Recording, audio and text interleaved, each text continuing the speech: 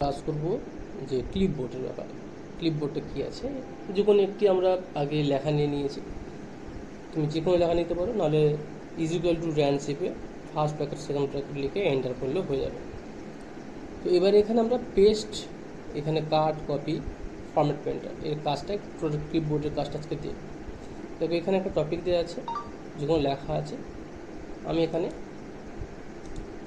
এই যে ফার্স্ট লেখাটা আছে, আমি এখান থেকে ধরো লুপ, আমি এটা কী করছি, এখান থেকে গিয়ে এখানে কপি করলাম, কপি করে এখানে গিয়ে আমি এটাকে পেস্ট করে দিতে পারলাম, যতবার পেস্ট করতে পারবো।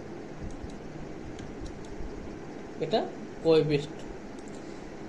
তারপরে হচ্ছে আমি এই ডাইরেক্টলি লেখাটা আছে, এটাকে আমি এখান থেকে কাট করলাম, ডাইরেক্ট কাট করলাম করে এখানে গিয়ে আমি এটাকে পেস্ট করে দিলাম। তাহলে কপি আর পেস্টের কাজ। এর আর একটা ফাংশন আছে, যদি আমি এখান থেকে উইন্ডোটা খুলি, যখন উইন্ডোটা খুললাম, দেখো এখানে ধরো লুক আছে, আমি এখানে যদি কপি করি, দেখো আমার এখানে উইন্ডোতে চলে আসছে। এই উইন্ডোতে টোটাল 24টা আমার কপি হবে। দেখো এবারে এখানে আমার স্পেসিফাই আছে, দেখো আমি স্পেসিফাইটাকে আবার কপি করলাম, দেখো এখানে সব জুড়ে যাচ্ছে। এর একটা ফাংশন আলাদা আছে, সেটা দেখাচ্ছে। দেখো ডকুমেন্ট আছে, আমি কপি করলাম। এবার দেখো, ধরো আমি স্পেসিফাইয়ের পরে এসেছি, এখানে আমার ধরো লাগবে লুক, আমি লুকে ক্লিক করলাম, জাস্ট চলে এসছে। ডাইরেক্ট ক্লিক পরে আমার ধরো লুক লাগবে, ক্লিক করলাম, চলে আসলো। স্পেসিফাই লাগবে, ক্লিক, শুধু ক্লিক করলেই চলে আসবে, দেখো এটা চলে আসছে। তাহলে কপি, কাট, পেস্ট তিনটে ফাংশন কমপ্লিট হয়ে গেছে। এবার আসছে ফরম্যাট পেন্টার। এর কাজটা কী আসছে, ধরো প্রথমে একটা প্যারা আছে, ধরো এই প্যারাটা ধরো আমি যে কোনো রকমের অন্য ফন্ট নিয়েছি,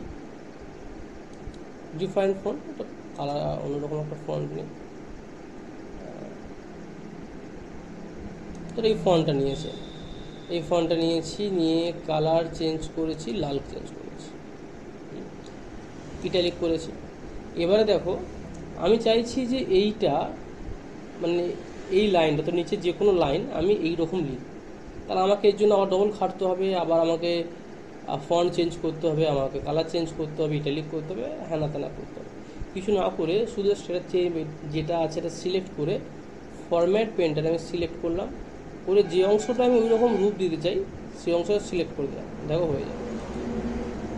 তো এটা হচ্ছে ফরম্যাট পেন্টারের কাজ। পরে ভিডিও হবে ফন্ট নিয়ে।